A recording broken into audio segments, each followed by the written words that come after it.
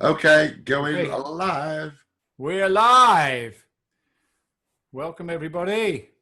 Here we go. 13, 19, 24, 8 pounds in. What a joy to see people joining us like that. Lovely. Hello all. Joe, hi there. Hello, Holly, if you're awake. Hello, everyone. Good to see ya. You may be wondering why Paul Jackson's been replaced by Still. Oh, here he is. Yeah, sorry, mate. Sorry, I'll just get my video lined up. So, guys, slightly sad news. We were hoping to have a very special guest with us today, Mr. Charles Augins, who is now Chair of Dance at the Duke Ellington Academy of the Arts. Let me make sure I've got that right. What a job title that is, isn't it? Duke Ellington School of the Arts in Washington, D.C. But we've been speaking to Charles this week, and unsurprisingly, he is fairly involved in what's been going on in Washington the last few days. And he said that would have to take priority if anything comes. So it's 9 o'clock over there now in the morning. I guess he's got things he's got to be doing. Alarmingly, he said he was actually involved in the process over Brown versus the Board of Education, which was a landmark case in the States stopping segregation in schools. It took a while to take effect, but it was the landmark case. Yeah. And that was in 1954, so we've been trying to work out how old he is. You can't find it's interesting, I couldn't on Google anyway, I couldn't find any reference to his age, but he must have been school age in 53. So I did say, guys, by the way, that we were behind him and more power to his elbow, and you'd all be behind him as well. And he sent love to you and would love to have joined the conversation, as he put it. But Jason reckons he's a vampire. Yeah, it's very possible. Nice one, Jason. When we get to Tongue Tied, maybe we'll have, because of course he has two connections with Red Dwarf. Of course. So when we get to Tongue Tied, we may. Rob discovered today, and I discovered yesterday, if you Google Queeg, actually the Red Dwarf episode comes up before the Cane Mutiny and the original book and the movie. So I don't know whether to. I like that or I hate it. I love Herman Wouk, and I love that book and that movie. Good to see you coming in from Australia very late at night. Yeah, I love that. Did he win an Oscar? We can't remember. I don't think he did. He certainly deserved it. But guys, here's a reminder of Charles Augins from back in the day. What do you like to drink, darling? Oh, I'd love a baby sham. Hey, I'd love a baby sham.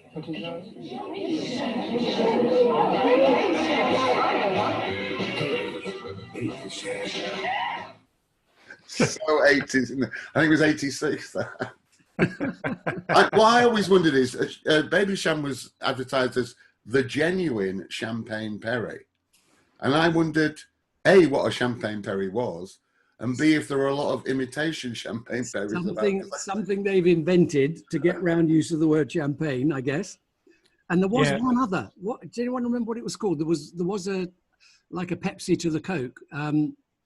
Was there? There was another pear. It was based on pear juice. Oh, I don't remember that. Champagne made with... I remember that Baby Sham used to be sort of like what would be offered as instead of a glass of wine in a pub, sort of before people drank wine. Well, it was a very girly drink because it was, you know, what you bought the girlfriend when you went to the pub, because oh dear God, yeah. Obviously she didn't drink, you know, so yeah. But if you mixed it with Guinness, it was incredibly powerful. Oh, and yeah. I think it was called a poor man's velvet. Yes, champagne. Or was that cider? Yeah, Paul collects. Hang on a minute. Champagne and Guinness is called Black Velvet. Yeah. And Guinness and cider is called a poor man's Black Velvet, or Black Velveteen, as it's known. Right. Well, there is a name for Baby Sham and Guinness. I can't remember what there was called. the old what was the old shark bite that was illegal? They weren't allowed to Snake bite. That was cider and lager. Cider and lager. They weren't allowed to sell it in pubs. That's right. And what's Al Murray's line? A pint and a glass of sweet white wine for the lady, isn't it? Yeah. A pint of beer and a glass of sweet white wine for the lady. Well, the glass of sweet white wine in the early 60s was Baby Sham. And it had a special glass. Remember the pubs used to have this little champagne glass. Like a little champagne glass with a little Bambi on the side of it. Yeah, one of our crew collects them. Oh, right. All right. Well, they were made by the Showering family, who also made Harvey's Bristol Cream and stuff. Well, that's a strange thing to know, Ed. Now, you see, Yeah, it is. Well, it's because I knew the Showering, one of the Showering daughters, and I thought I need to get in on this empire. I don't think I even got a free sherry out of it. It's like when I heard my sister was going out with the son of the Matthias Rose family. I was excellent. You thought pitching for an invite. Set up for life. You thought. Came to nothing. Good day, down under, you lot. Yep. We are going to go ahead and do Queeg anyway. Because I imagine everyone's got it lined up. We are going out of order on this series. But let's try and get Charles back for Tongue Tied. Yeah, that would be good. And just to clarify where we're up to, guys, we're going to do Stacey Sleep next week, and we've got a special guest for that who shouldn't be subject to any of these problems we've been having. And then the following week, we will do Crichton again with David Ross, because we feel we kind of only half did it the first time, and David is so funny and so amusing. So we'd like to do it with David. So it's Stacey Sleep followed by Crichton coming up. So okay. There may be cursing. So almost certainly. Watch out if Evie's watching. And for some reason, apparently she knows more of the words than I do. This episode has some excellent moments in it, particularly some sort of homegrown stunt work, which I'll chat through how we did them as we go through. Okay, we are going in 3, 2, 1, play. Oh, looks all very mysterious, doesn't it, this thing? Now, Queeg was a really big show for us in terms of the impact it had on the acceptability of the series. It was the first show that Nick Farley, who created the fan club in the first place, saw, and he came and said, I want to start up a fan club. And we thought, okay, and here it is. And it was also the episode that Universal producers saw and decided they wanted to convert it into an American show. So it for some reason, this one resonated with people. Well, it's got quite a lot of big decisions in here. I mean, first of all, the decision to really, it's not 6 episodes ago, we're arguing with Norman whether Holly should even be in Vision at all. Yeah. And here he is with a major storyline. How did that happen in your head, Rob? Well, the thing about Holly was, as a character, there was always this kind of mystery about, is he really brilliant or is he really stupid? And and so we thought we'd milk that, really. And this really doesn't. I've got my own answer, but we never really answer that one. I did quite like Spaceballs, actually. But and of course for you, Ed, then that presents problems again, because he's now he's a moving, walking, talking character. Yeah. So we brought out the old marvelous moving monitor. Oh, high tech in this episode. High tech. And also we had some interesting eyeline situations later on, which we'll talk about with the two Queegs. I mean, the one Queeg and the Holly. And I'm just trying to remember what's happening here. Oh, yeah. Yeah. Well, Ed's enjoying it anyway. Yeah, I am. I'm loving this. This is the quiz that he did. He does the quiz. Loving this bit. It's a beautiful setup. There's the banana moving again. We really should have tried to tie that down properly. This is one of those tense moments where you're never quite sure what the scatter's going to do. So, guys, do you remember, because Charles Augins had 2 connections with the show, did he do the choreography on Tongue Tied first, or did you use him as Queeg first and then ask him to choreograph? I think it was Queeg first. I think he was a mentor to Danny in the dance arena. Yeah, I'd worked with him before with Danny on a different show. I think probably Lenny Henry. I got a feeling he made something like that. I think he might have been involved with the dance bits we did on Three of a Kind. It certainly. Yeah, I think he did. Yeah. And also Jeff Posner directed something which Danny and Charles were also doing, and I can't remember what it was, but I can't remember which show it was. But anyway, I'd certainly worked with him before, and then he subsequently worked again on later series as well for other things. I think as Danny Stevenson said, you can see one of the scooters getting radio interference on this one. I didn't notice. Yeah. Probably it happened most of the time. And apparently, Ed, you've screwed everyone by they all noticed the moving banana in the background there. Yeah. Sorry about that, gang. It's a very distracting thing once you notice it. Joe's pointing out that Danny and Charles were both in Labyrinth together. Of course, Charles well known for his performance in Labyrinth. Yeah, very good. I forgot about Labyrinth. Is that what? Yeah. Well, Charles was one of the stars of Labyrinth, wasn't he? Yeah. But it is, again, it's just one of those quirky Red Dwarf things. I mean, Queeg is a white character in the book and in the movie. And yet you cast a black actor and nobody wasn't... Now, I don't know if you're at the same place as me. Sorry to interrupt, but that was an explosion. And Craig fell off his bunk and landed on the studio floor without a crash mat, as we call them, mattresses. We wouldn't be allowed to do that these days, and it's a miracle he didn't hurt himself. Well, he probably had libbed throwing himself on the floor, didn't he? He might have done. Yeah, that's a high fall, Ed. I don't think you planned for him to just throw himself on the floor like that. Oh, I don't know.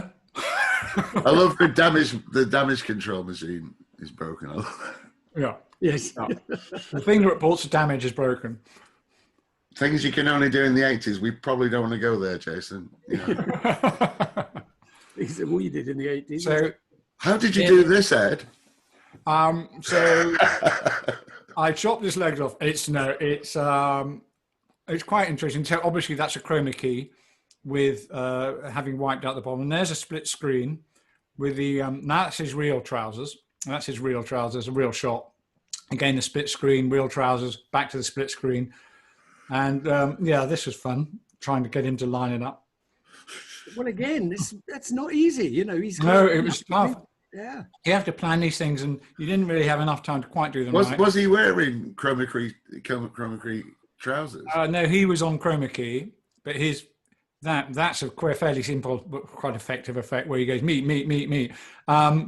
That's just winding the back of the video and just reprinting the same. Max Headroom. Now, this is Chris doing an impersonation of Peter Risdale Scott. Yeah. Now, this he used to do in the rehearsal room all the time, of all of us. He used to impersonate all of us all the time. Yeah. And is that why you just decided to write it in, Rob? We just said do it, and we call him the psych. It was kind of a tribute to Peter, really. He didn't mind being done. It made him feel part of the team. And he was kind of the fifth Beatle, really, wasn't he? Now, more Peter Ragg stuff here. I mean, he always looks good, his stuff. And here's Chris now doing Norman.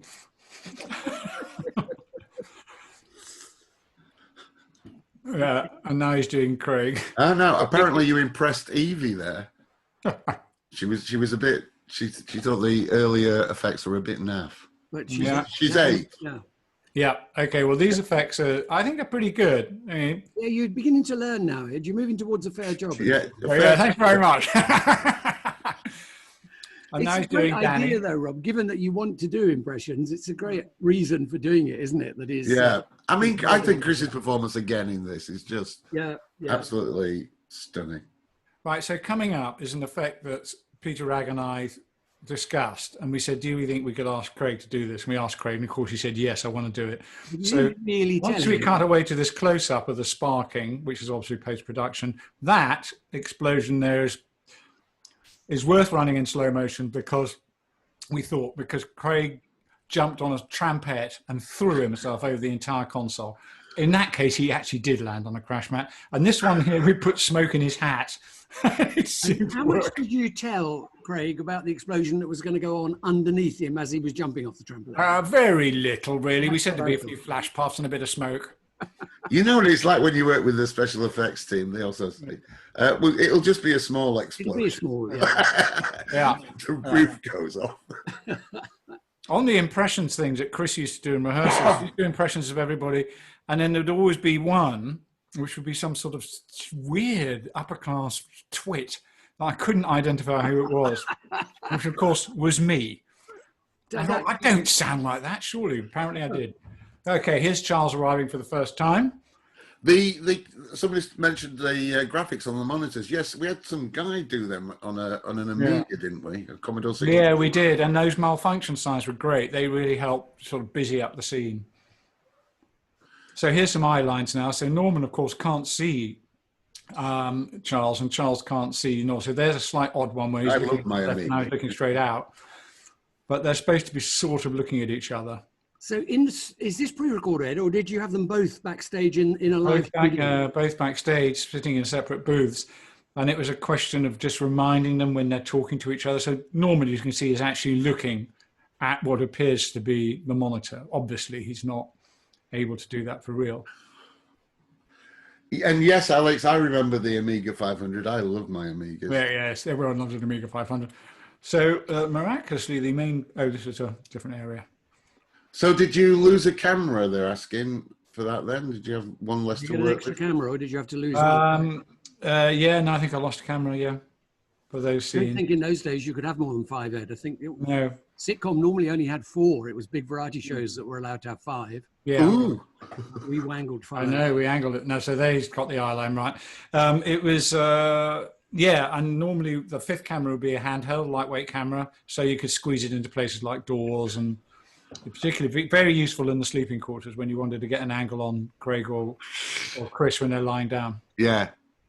Yeah, so you did have one less camera in the main set, I'm sure, because I don't think you'd have got an extra one. I just don't think it was workable. Yeah. And again, great music. This reminds me of Twin Peaks, this music of ours.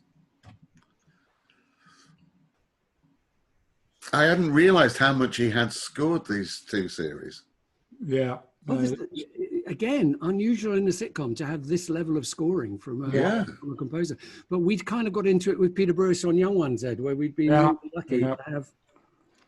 Were we one of the first sitcoms to shoot with handheld, Ed?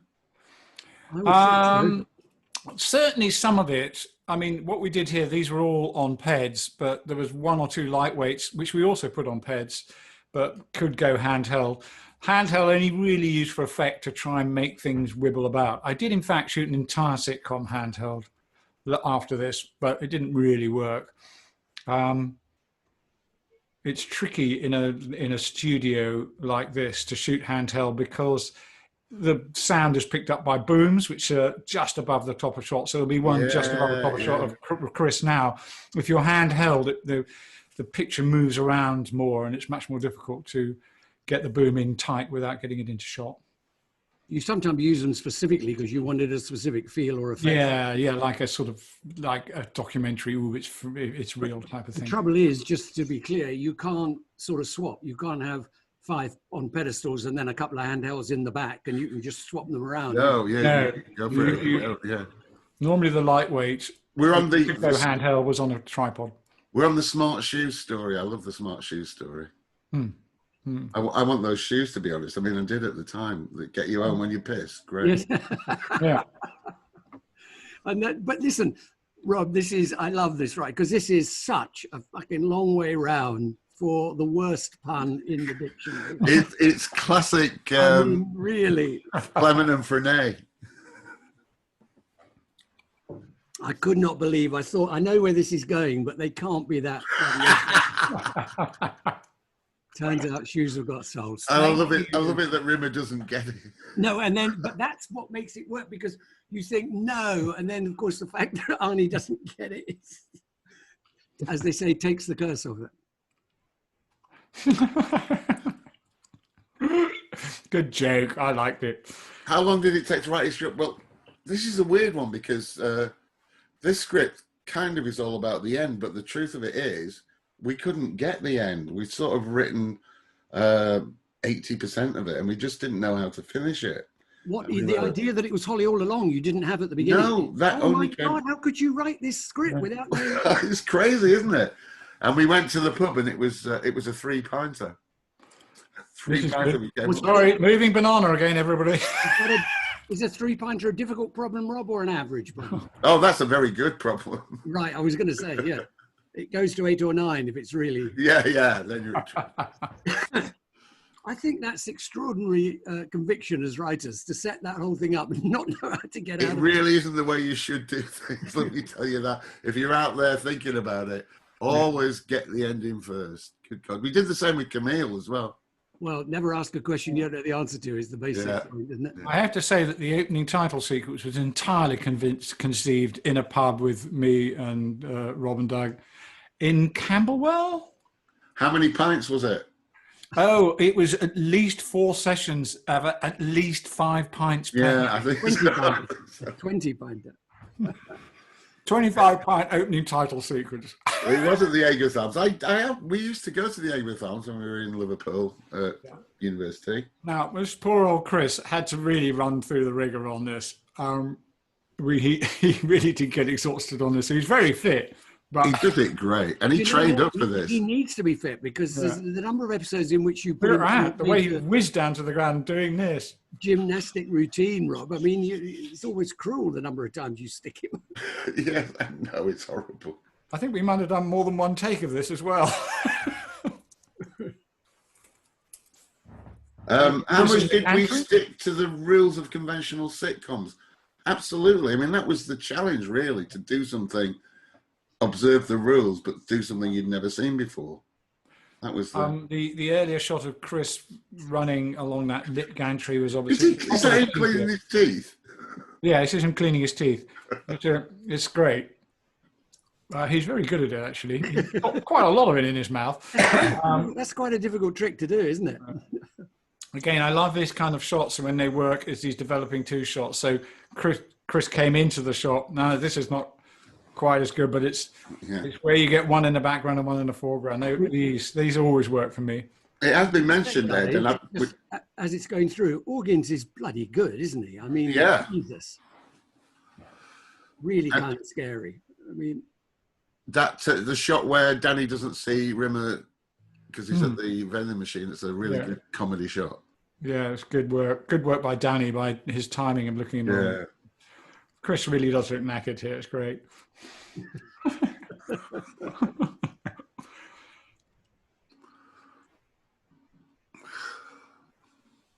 Yeah, he was knackered. But don't forget, he's rehearsed this. As Ed says, it's almost certainly not a one-take job. He's probably... And there were times, if they were being particularly bolshy, where we'd get them to do another take just to calm them down a bit. That's just apocryphal. There's not true. Yeah. Allegedly. Allegedly. Billy Wall wants to know about the name Queeg. This is,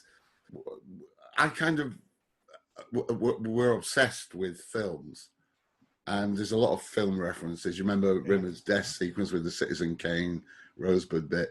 Queeg was a film starring Humphrey Bogart. It was a mutiny on an American ship, and it was a classic. If you haven't seen it, honestly, it's a great movie. The Kane Mutiny. It's based on a novel by Herman Welk, I think. Yeah, which is a great novel. All of his novels. Bogart, I'm trying to reveal here, plays a ship's captain who's a coward, basically, in war, called Queeg. The Kane Mutiny, Yeah, the Kane Mutiny. The other thing, just to mention technically about the earlier scenes with Queeg on the monitor and other people, every time you see a monitor shot, the shot has to be locked off so that you can insert his picture. Oh, gosh, yeah. So occasionally, now this one,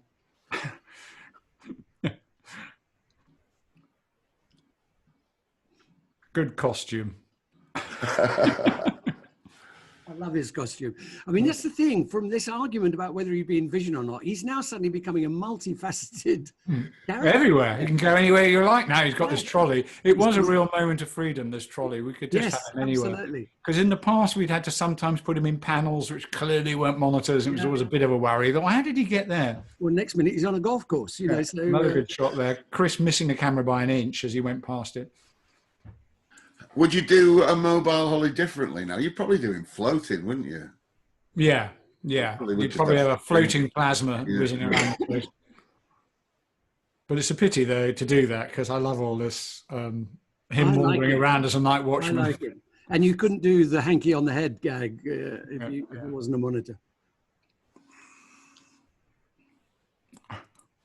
Why did you switch from having him really on the monitor to laying him over?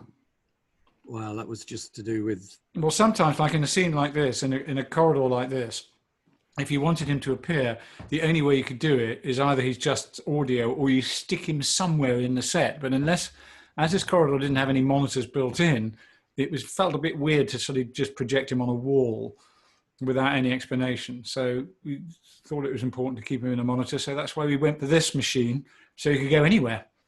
But we only really overlaid him in the early days when we were having to replace the first 4 episodes, we think it is, where we hadn't shot him. Yeah. Normally he was fed into the monitor. From the moment we decided to put him live, he was fed into the monitor. And quite often for the audience, just so that you could enjoy him, full frame, we would cut up to him full frame for the audience. This is funny. Yeah. How does, somebody's asking, it's an interesting question, Rob. Once Crichton arrives and becomes established in Series 3, does that affect how you think about Holly? Of course, if I'm right, Norman wasn't there for 3, was he? So was there a... No, it was Hats, yeah. So does Crichton take over some of the functions that you would have written in for Holly? I guess in some ways, because Holly is the only one with any kind of technical knowledge whatsoever, and Crichton carries that terrible burden. So Paul, that was Paul Eaton. Sorry, yes, that was Stasis booth behind them. Sometimes we took out the door and made it look something different to try and make it look like a different corridor. Basically, it's the same set. I like the way it comes back to haunt them every now and then. You've got the cradle, the whole thing in the background. 1p on toast, and look, he's trying to cut it up. Oh, there we go. No, that's not fair on Danny, Phil. It was supposed to be Charles Augins today, but he's otherwise engaged in Washington, I'm afraid. Danny has, I'm sure Danny will join us at some point, but he's not turned up late today. No, in his defence, he's not a week late. When we do ask him, he will turn up late. We know that, but it wasn't today. Again, these are the deep 2 shots that I used to love. And they're just carefully watching Craig's arms because it doesn't chop off Chris's face, but they did work.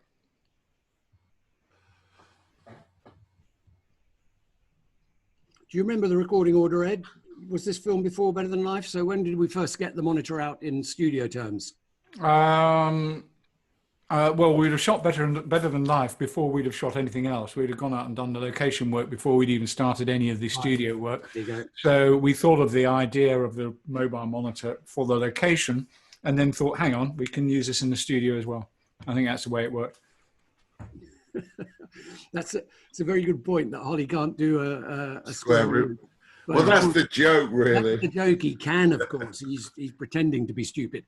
Although how you wrote that, not knowing that he was pretending to be stupid, is another question that can't be solved. How did you, so when you wrote the Junior Encyclopedia, you didn't know that you were going to reveal it wasn't real? No. Well, come on, how did you write that? I don't know, it's weird. I've looked at this before and thought, blimey, we were in a hole there, weren't we? Talk about digging a hole. You've proved that this thing that controls the whole ship has got no IQ at all, and you didn't know you were going to get out of it.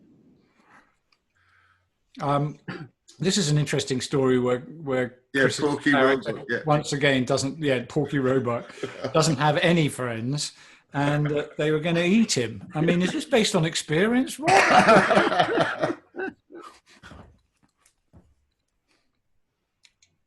It was just that, Rimmer would definitely have been bullied at school, and he definitely would have been called Bonehead. That's bullying, isn't it? Eating him, for Christ's sake. Yeah.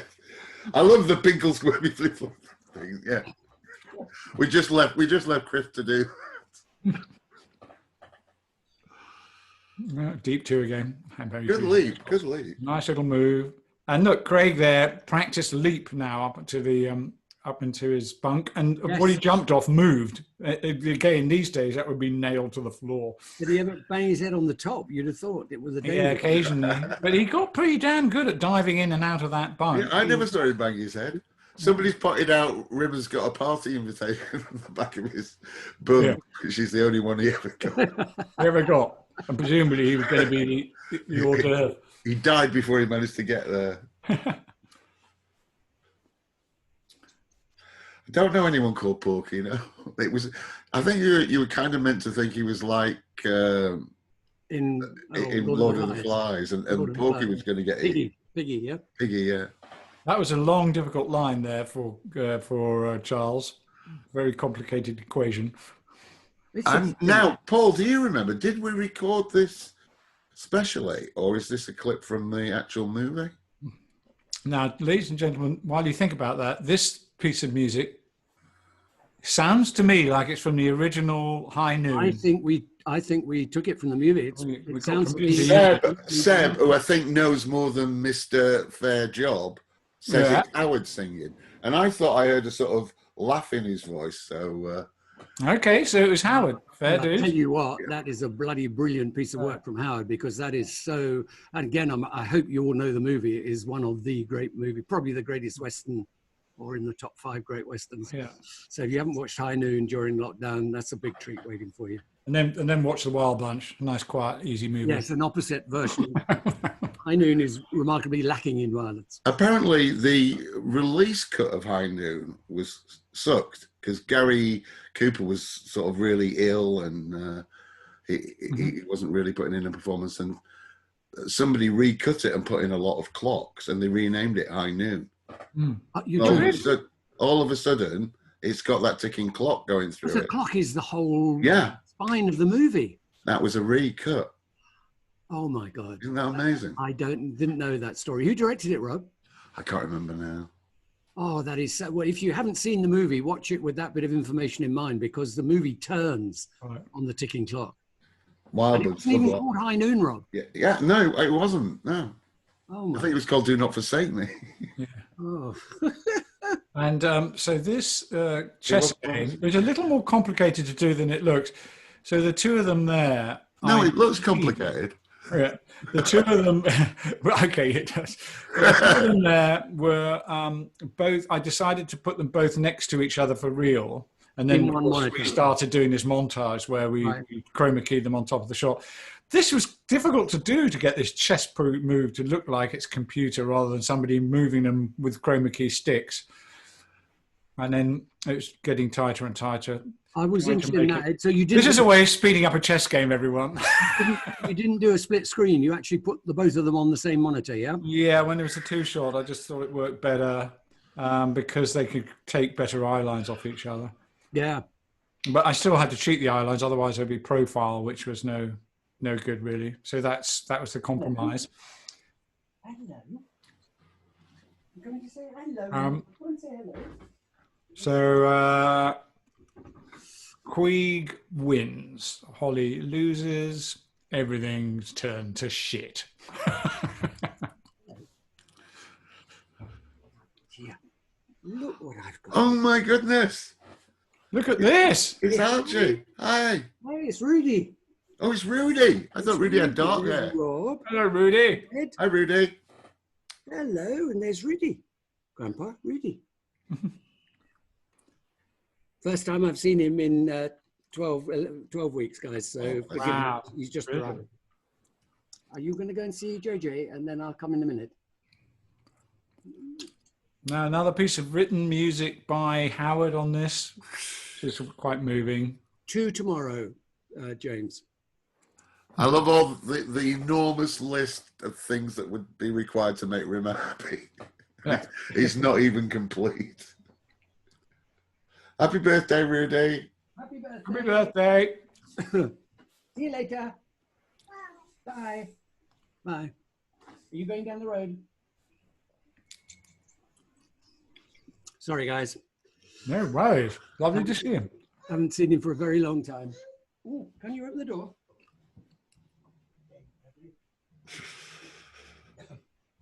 Yeah, he knows the square root of 2049.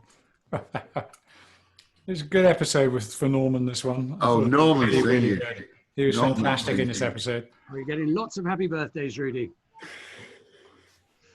He is a great singer. He really missed his...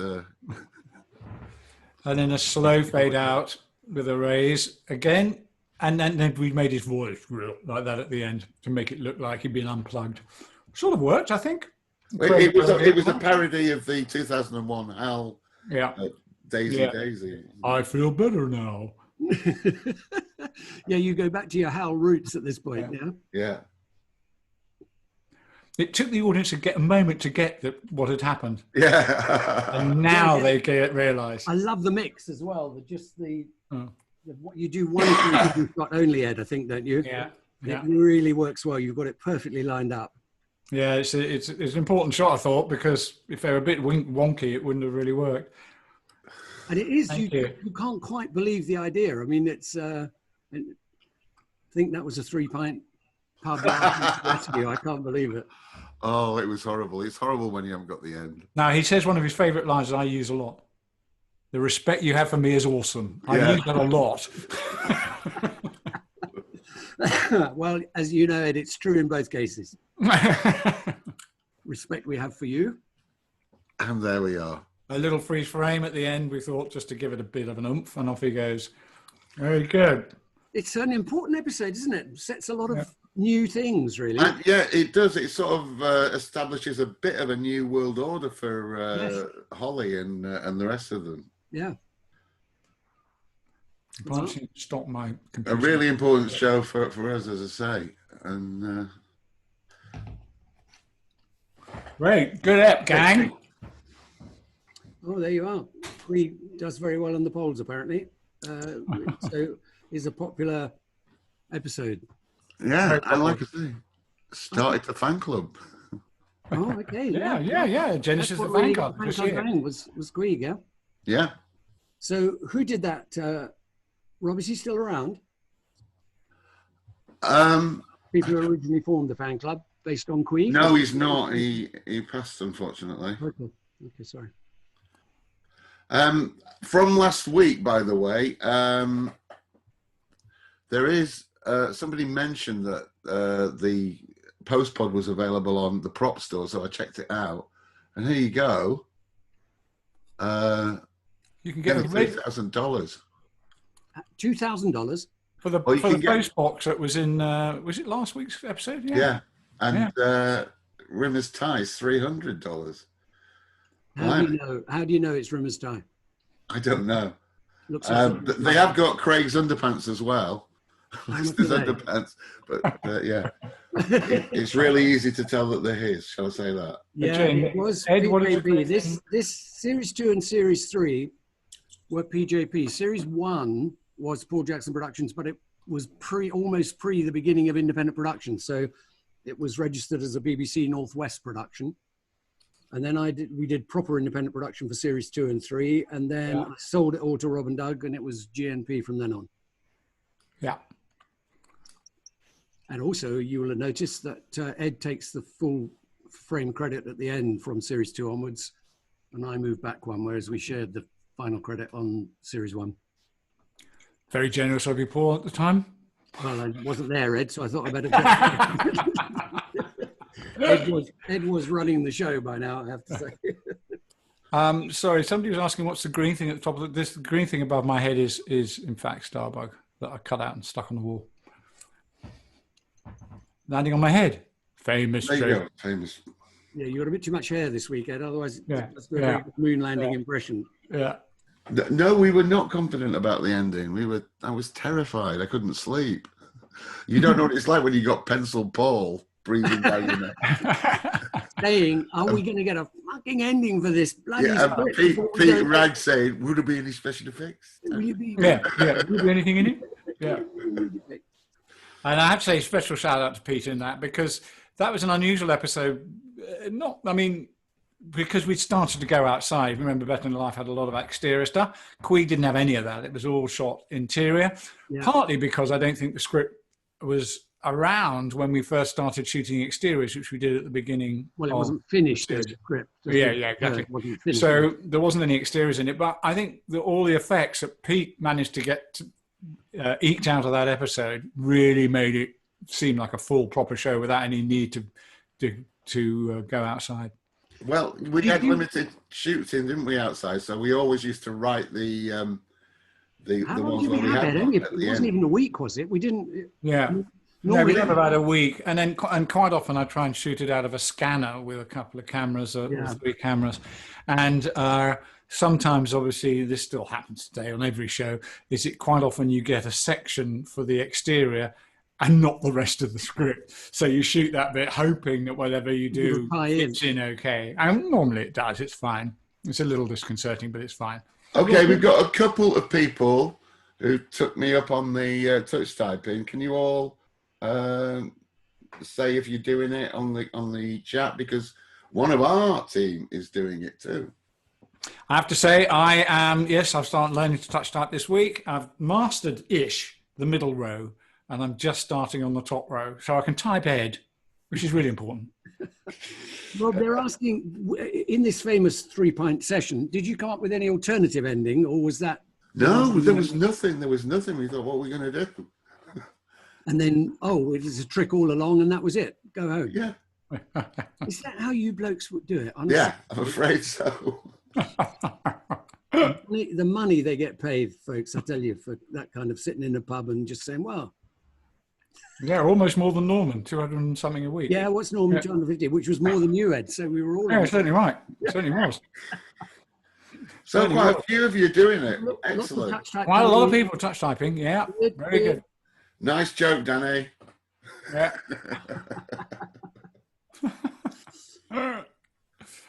Very good. No, I mean, I think it's going to be a very useful trick. It's one of those things where you're learning it and you kind of go, yeah, I think I can get the hang of this. And then the next minute you go, I will never, ever get the hang of this. Which system are you using, Ed? Which system are you using? Oh, I'm using an online one, which I rather like, called... Mario Teaches Typing. I've got Typesy, Typesy, and 17 quid. For a very good price, I thought, to learn how to touch type. Well, it will save you an awful lot of your life. Somebody's already reading Quanderhorn, Rob, you'll be pleased to hear. Oh, good. And enjoying.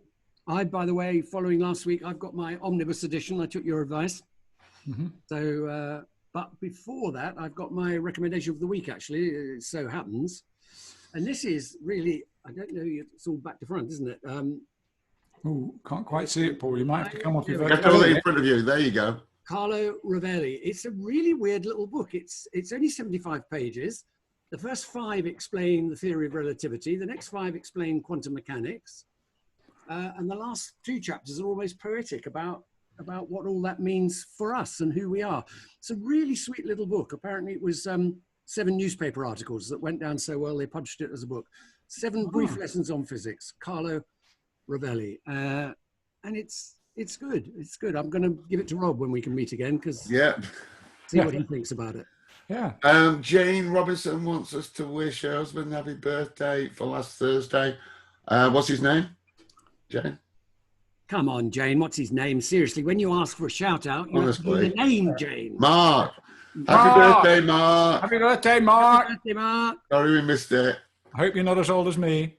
And you've got some art for us, Ed. Yes, I have. I've got some art for you. So I'm just going to try this week. Is that as a director, obviously you get influenced by different bits of art, whether it's pictures, paintings, or films, or whatever. I say, and you get inspired. When I say inspired, obviously what you do is just nick it. And there's one piece of art that I just wanted to show you guys and share with you because I think it's very significant, and it's always something I've always referred to when we're shooting. And I'm going to bring it up as a virtual background because there's some subtleties in it that might be worth pointing out. Okay, here it comes, I hope. You mind it's Sue's birthday. Here it is. Now, this is an important piece of work. This is an important piece of work. What?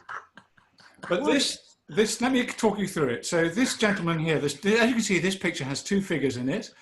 This figure here, who I like to call the bare knuckle fighter. And this figure here, who I like to call the not very good tattooist. I call him the soon-to-be dead tattooist.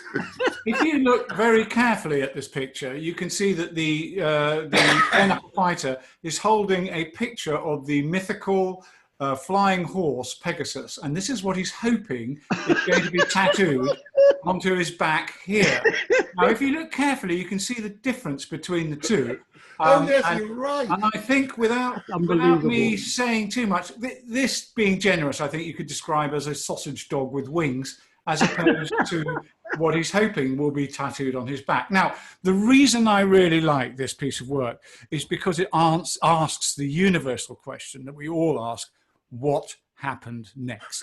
So my feeling is, now that the thing is, you all can make up your own mind. That's the beauty of art. You take your own interpretation. But my interpretation of what I think happened next is that this gentleman here, then once he'd seen the result from a pair of mirrors, thrashed this person here, what we call a poor tattooist, into the ground and probably killed him. But you know, your interpretation is entirely up to you, and whatever you think works.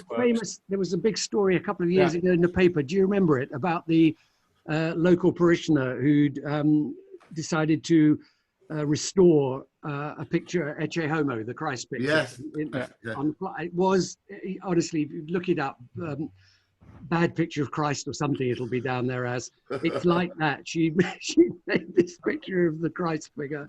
With the best intentions. With the best intentions. Best intentions. In fact, the church refused to criticize. They said, you know, it was an act of worship by her. And look it up. It is the funniest picture. So that's my appreciation. Thank you. It's very, very welcome. And I'll return back to my normal background now. And thank you for that. Oh no, I've accidentally put up. It's like your bike. GSX 750. A terrible error. I'm so sorry. Let me just move back. Thank you. Okay, guys. Okay, so next week we're jumping all around the place, aren't we? We're going to do Stasis week because we've got the one and the only Captain Mac McDonald. Come on, is it Mac's in the audience today? Yeah. Riots and virus notwithstanding, we hope that Mac will be with us. Yeah. Are you there, Mac? On the Mac should be watching with us today, I think. I hope so. Just to see how to do it, Mac. Look at the response you've got. There you go, baby. All right, he's not coming now. He's too popular. He's going to charge a fee now. Stop it, guys. He's going to charge a fee. Speaking of which, and Rob hates me doing this, we are just 150 quid short of our target on the Just Giving page, which the click-through is available on the Red Dwarf site. So please, just 150 quid, we'll hit our target. Although that's lockdown theatre, I do know, Rob. Okay, I'm not going to argue. I mean, it's money for the NHS. It's nice. It's nice if you can afford it, guys. But you know, are there any plans to make Quandahorn downloadable on iTunes or something like that? Yes, we're doing a box set we're doing the extras now, and it will be available via Random House, I think. Yeah. And just repeat the answer: there were no alternative endings for Queeg. They sat in a pub, had a few pints. We had nothing. They had nothing. And I didn't even know, and it was me paying the bills. So there you go. Yeah. And there is a Quandahorn audiobook, and the paperback's out. They'll be on iTunes very shortly. Yeah. Okay, guys. Oh, he sent us a link. Oh, he sent the link. Yeah. Thank you very much, Nick. Thank you for the Just Giving link. Thank you, folks. Okay. I'm glad those of you who are enjoying the Quandahorn. Somebody asked before. Somebody mentioned that 2.4 Children also had an obsession with movie titles.